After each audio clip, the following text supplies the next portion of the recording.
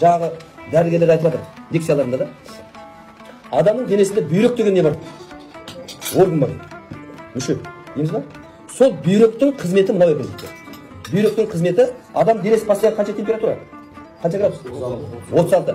Егер сіз мұздай су ішетін болсаңыз, ана мұздай суды қанға, денеге плюс 36 қылып шығару бүйректің жұмысы екен ғой.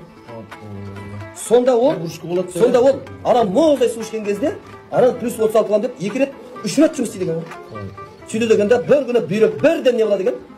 Приступ береді екен.